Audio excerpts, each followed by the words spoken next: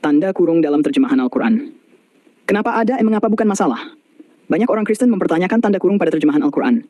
Mereka mengira tanda kurung itu penambahan atau perubahan teks. Padahal teks asli Al-Quran berbahasa Arab tidak memakai tanda kurung. Tanda kurung hanya ada di terjemahan, sebagai penjelasan tambahan supaya pembaca lebih mudah memahami. Sama seperti Alkitab, dalam terjemahan Alkitab bahasa Indonesia atau Inggris juga banyak tanda kurung.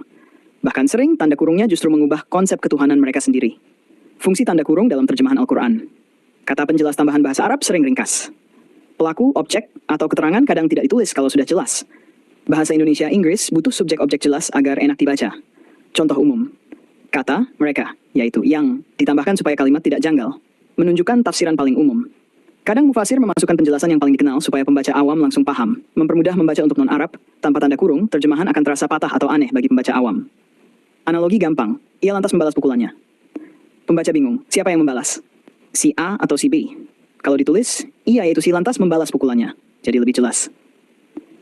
Contoh nyata dalam terjemahan Al-Quran Qur'an Al-Fatihah 7, yaitu jalan orang-orang yang telah engkau beri nikmat kepada mereka, bukan jalan mereka yang dimurkai. Tanpa tanda kurung, jadi janggal bagi pembaca non-Arab.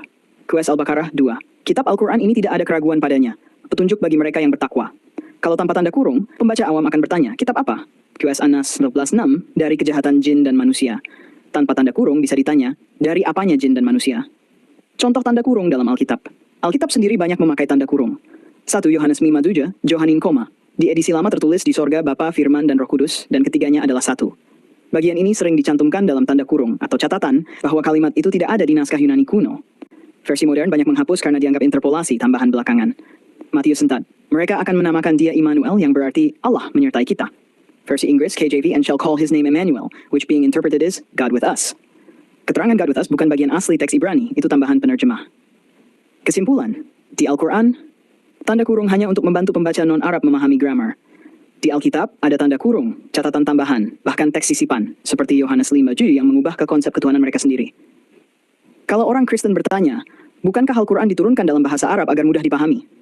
Kenapa butuh tanda kurung di terjemahan? Jawab tegas, Al-Quran memang diturunkan dalam bahasa Arab supaya mudah dipahami oleh orang Arab yang pertama kali menerimanya. Qur'an Yusuf 12 Ukaz Zukhruf 4 Tapi kalau diterjemahkan ke bahasa lain, tentu ada perbedaan tata bahasa. Untuk menjaga makna asli tidak salah dipahami, penerjemah menambahkan tanda kurung sebagai penjelasan. Jadi tanda kurung bukan tambahan ayat, tapi tambahan terjemahan. Teks asli Arabnya tidak pernah berubah. Jadi, kalau mau fair, tanda kurung dalam Al-Quran justru menjaga makna tetap jelas. Sedangkan dalam Alkitab, tanda kurung bahkan menyimpan jejak teks palsu, yang dulu dipakai untuk membela Trinitas.